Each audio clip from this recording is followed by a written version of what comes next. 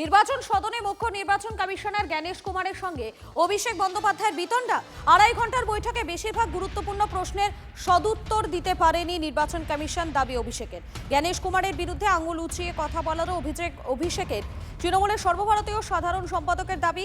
এরপর তিনি জ্ঞানেশ কুমারকে বলেন, আপনি মনোনীত, আমি নির্বাচিত, মানুষের কাছে দায়বদ্ধ। जब कोई बोल रहा था वो रोकने टोकने लग गया। He started losing his temper. मेरे तरफ उंगली उठाने लग गया। फिर मैंने बोला you are nominated, I am elected. आपका उंगली नीचे करके बात करिए। हम लोग जो यहाँ पे बैठा हुआ है जनता का वोट से चुना हुआ है। बीजेपी के बदौलत खाली आपका एक नोटिफिकेशन का बेसिस पे मैं यहाँ पे नहीं आया हूँ। We are answerable to the people at large. You are answerable to your masters. I am answerable to the people of my state. आप उंगली नीचे करके बात करिए। उनको लगता है कि हम जो बोलेगा वो सुन लेगा। If he has the guts and gall, let him release the footage. I'm standing outside the Election Commission's office. There it goes. Nirvachan Southern Election Commission of India. Gyanesh Kumar must be hearing what I'm saying before the media now. If he has the courage, he should come down and face the media and combat and rebut every point I am raising before the media and you today itself. Election commission বুঝে গেল যে তৃণমূল কত ঘৃণ্য আর নিচু পর্যায়ের রাজনীতি করছে। এখন বুঝে গেছে যে এই রাজ্যে এবার ক্ষমতা ছাড়া হবে, যে কারণে এখন এই নোংরা সমস্ত রাজনীতি করতে শুরু করেছে। আঙুল তুলেছে, হাত তুলেছে, এসব চলবে। অতএব যা তোলাতুলি করার ও করুক, যা বলার বলুক। ইলেকশন কমিশন তার যে কার্য থেকে এক চুলও সরবে না। তৃণমূল কংগ্রেস মানলেও ভালো ইলেকশন, না মানলেও ইলেকশন হবে। তৃণমূল কংগ্রেস চাইলে লড়লে ইলেকশন হবে। তৃণমূল কংগ্রেস যদি বাংলা ইলেকশনে না লড়ে, নিজেদের উইথড্র করে নেয়, তারপরেও ইলেকশন হবে।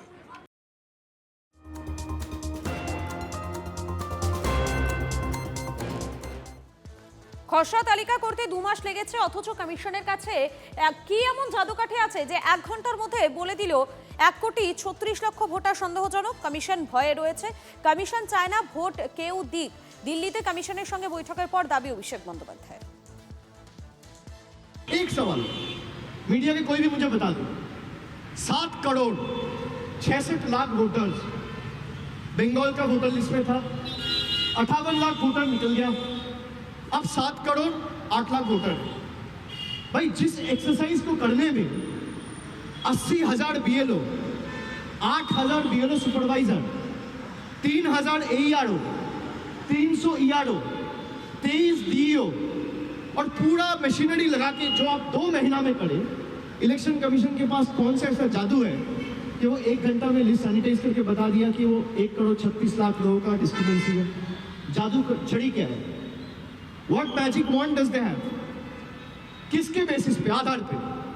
आप लोगों को जो लॉजिकल डिस्क्रिपेंसी का डेटा दिया गया वो कब दिया गया? 16 दिसंबर। ड्राफ्ट इलेक्टोरल रोल कब रिलीज हुआ?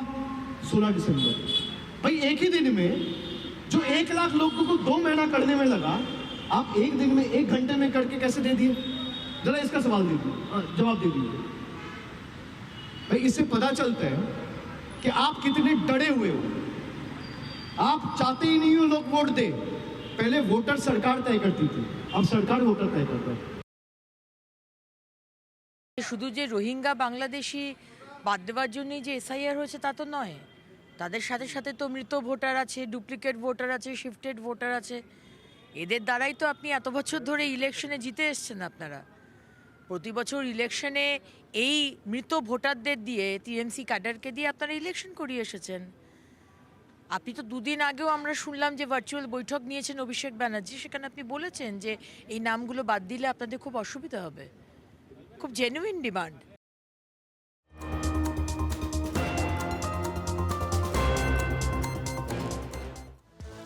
মুরুগানের গাড়িতে হামলা থেকে বিএলও অবজারভারদের হুমকি দিয়ে কড়া বার্তা এবারে কমিশনের অফিসার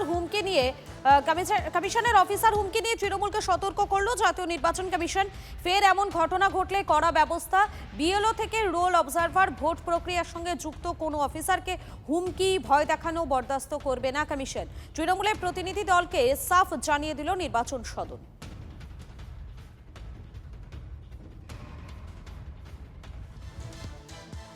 নির্বাচন কমিশনের বার্তার পরেও ভোটারদের ভোগান্তি চলছেই। ভোটার তালিকা থেকে নাম বাদ যাওয়ার ভয়ে এসআইআর শুনানির লাইনে দাঁড়িয়ে বৃদ্ধা হাজির হতে হয়েছে শারীরিকভাবে অসুস্থকেও। কলকাতা থেকে বিভিন্ন জেলায় হয়রানির একই ছবি। বয়স্ক ভোটারদের বাড়িতে গিয়ে শুনানি হবে। কমিশনের এমন নির্দেশিকার পরও জেলায় জেলায় হয়রানি। শুনানির পঞ্চম দিনে আলিপুরদুয়ার ইন্ডোর স্টেডিয়ামে শুনানি কেন্দ্রের সামনে অমানবিক ছবি। কেউ এসেছেন হুইল চেয়ারে করে অপারেশন করে, কেউ এসেছেন শটার নার্সিংহোম থেকে। এরকম 5 জন অসুস্থ বিশেষভাবে সক্ষম ব্যক্তি নথি হাতে কোনো রকমে পৌঁছেছেন শুনানি কেন্দ্রে। তনয় সাহা আলিপুরদুয়ার মধ্যপাড়ার বাসিন্দা। 20 কিলোমিটার পথ ঘুরে হুইল চেয়ারে শুনানি কেন্দ্রে। 2002 সালের ভোটার তালিকায় নাম নেই তনয় সাহার। নথি হাতে হাজিরা দিতে হেনস্থার অভিযোগ তুলেছেন তনয় সাহা। প্রতিবন্ধী মানুষের তো একটু সমস্যা থাকেই, এত দূরে আসলাম, মানে কষ্ট তো হয়েছে, অবশ্যই হয়েছে। এরকম যদি এটা সবাই দিয়ে কাজটা হতো তাহলে তো আমাদের সুবিধা হতো।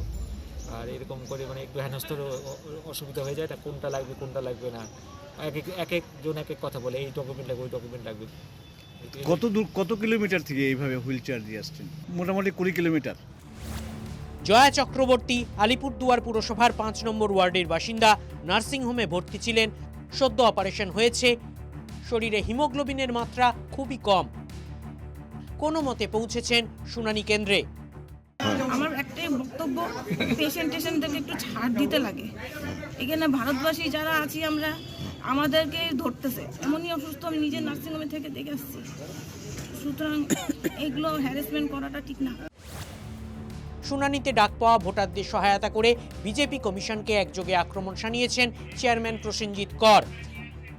ডেকে নিয়ে আসছে হিয়ারিংয়ের নামে বাংলার মানুষের উপর যেভাবে অত্যাচার চালাচ্ছে নির্বাচন কমিশন এবং বিজেপি যৌথভাবে, এর বিরুদ্ধে বাংলার মানুষ আগামী দিনে রায় দিবে। ক্ষোভ উগরে দিয়েছেন উত্তরবঙ্গ উন্নয়ন মন্ত্রী উদয়ন গুহও। এটা অত্যাচার হচ্ছে মানুষের।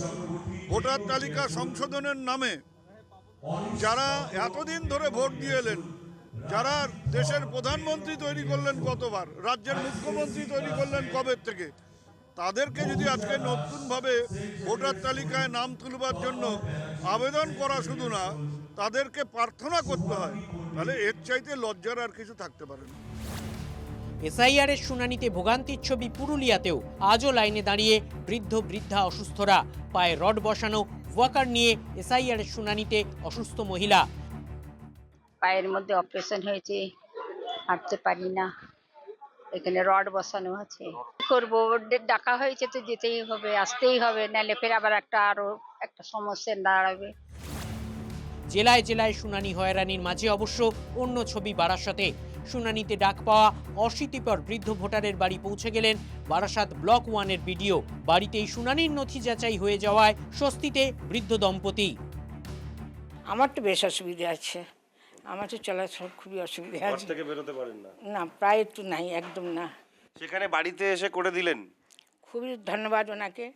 এটাই তো প্রথম দেখলাম। হ্যাঁ, আশা করি ভোটের সময় তো কী হবে বলতে পারি না, সেটাই। বাড়িতে এসে করে দিয়ে গেলেন, তাতে আপনারা খুশি? হ্যাঁ, খুবই খুশি, এছাড়া কি বলা যায়, না তো আমাদের এখন অনেক প্রবলেম হতো। বারাসাত ব্যতিক্রম। শুনানিতে ডাক পাওয়া অনেক অসুস্থ ভোটারই এই সুবিধা থেকে বঞ্চিত হচ্ছেন। কমিশনের নির্দেশের পরেও কেন হয়রানি, কেন এসআইআর শুনানিতে যেতে হচ্ছে অসুস্থদের? এই ভোগান্তির দায় কার? উঠবেই তো প্রশ্ন। TV9 বাংলা। এসআইআর এর শুনানি আতঙ্কে ফের আত্মহত্যার অভিযোগ। হুগলির সপ্তগ্রামে আত্মঘাতী 36 বছরের স্বপন বাগদি। মঙ্গলবার রাতে বাড়িতে ঝুলন্ত দেহ উদ্ধার হয় স্বপনের। শুনানির জন্য স্বপনকে ফোন করেছিলেন বিএলও। ভোটার কার্ড ছাড়া কোনো নথি নেই। শুনানি আতঙ্কে আত্মঘাতী স্বামী, দাবি স্ত্রীর। কাগজ নেই, নামবাদের আশঙ্কায় আত্মঘাতী, একই দাবি তৃণমূল। আচ্ছা, তাই যেতে বলেছিল, আর ওর কোনো কাগজ ছিল না, শুধু ভোটের আই কার্ড ছাড়া কিচ্ছু ছিল না। কত বছর বসবাস করি? এখানে কত বছর থাকেন? 60-70 বছর দিয়ে এখানে দিদারা থাকতো, তারপরে আমার বিয়ের পর আমি এখানে চলে এসেছি। কালকে কি আপনার সঙ্গে কোনো ঝগড়া করেছিল এই নিয়ে? কাগজ নিয়ে ঝগড়া হয়েছিল, ঝগড়া করে এরকম করেছে, আমাকে বলছে তুমি করো, আমি বলছি আমি তো করবো, তুমি চলো সাথে, তার জন্য আমাকে মেরে দিয়েছে। এখানে এভাবেই তাদের দিন যাপন, কাগজ নেই বললেই চলে। তো এই যে এসআরের কাজ, সেখানে হিয়ারিংয়ে স্বপন বাগদির নাম এসছে, কিন্তু বিএলও যে সে কোনোভাবে স্বপন বাগদিকে, এই অরিজিনাল যে স্বপন বাগদি, তাকে হিয়ারিংয়ের কাগজ ধরেনি। গতকাল হিয়ারিংয়ের ডেট ছিল, অন্য এক স্বপন বাগদিকে ধরিয়েছে। সে হিয়ারিং গিয়ে দেখে যে কোনো কাগজপত্র তার সাথে মিলছে না। সেখান থেকে বিএলও ফোন করে জানায় যে হিয়ারিং আছে, কাগজটা পর্যন্ত দিতে আসেনি। আমরা প্রথম দিন থেকে নির্বাচন কমিশনের এই কাজের পদ্ধতি নিয়ে আমাদের দলের নেত্রী এবং দলের নেতা অভিষেক বন্দ্যোপাধ্যায় অভিযোগ করেছে যে 2 বছরের কাজ কেন 2 মাসে হবে। এটা তার জ্বলন্ত প্রমাণ যে 2 মাসে করতে গিয়ে কী ধরনের পরিস্থিতির সম্মুখীন হতে হয়। একটা জলজান্ত স্বপন বাগদি আমাদের প্রতিবেশী, তার প্রাণ চলে গেল। পাহাড় প্রমাণ অভিযোগ করে মাত্র 3 ভোটারের নাম বাদ যাওয়ায় লিখিত অভিযোগ তৃণমূলের 77,000 বিএলএ মাত্র 3টে অভিযোগ খুঁজে পেলেন। তৃণমূল 3 জনের নামে ভোটার তালিকায় তোলা দাবি জানিয়েছে, সিপিএম 2 জনের নাম ভোটার তালিকায় তোলার দাবি জানিয়েছে, বিজেপি 1 জনের নাম ভোটার তালিকায় তোলার দাবি জানিয়েছে, বিএসপি 1 জনের নাম ভোটার তালিকায় তোলার দাবি জানিয়েছে। জেনুইন ভোটারের নাম বাদ যাওয়ার অভিযোগে সবথেকে বেশি সরব হয়েছে তৃণমূল।